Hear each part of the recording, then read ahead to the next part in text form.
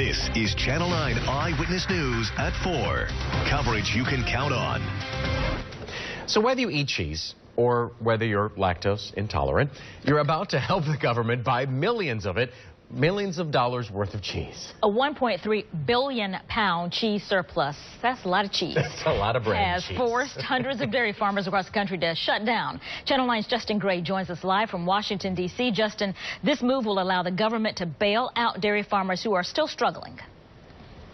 Yeah, the government is really not planning on going into the cheese business with all that cheese they're purchasing, but it is a lot of it. Enough cheddar cheese, we're talking about 11 million tons. Government cheese. It sounds like something from the distant past, but it's back. The Department of Agriculture announcing it's buying 11 million tons of cheddar cheese. That's about $20 million worth. They're donating food to food banks and through other outlets for people in need. While the cheese is heading to food banks, that's not the main reason it's being purchased. The government is stepping in because 3 billion pound cheese surplus, that's a 30-year high.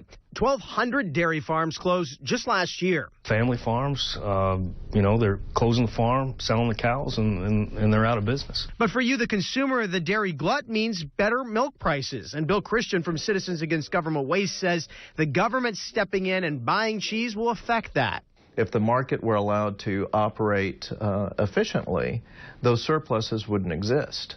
And we wouldn't have a need to prop up dairy producers who might not be in that business in the first place. Experts say world politics actually plays a part in this. Part of the reason for all the extra cheese is an agriculture embargo by Vladimir Putin and Russia, blocking non-Russian dairy products, and also fewer purchases of U.S. dairy by China. Now, while the U.S. government is spending $20 million in taxpayer dollars on this, it's still not as much as dairy farmers were asking for. They wanted $150 million worth of cheese purchased by the government. Reporting live in Washington, Justin Gray, Channel 9 Eyewitness News.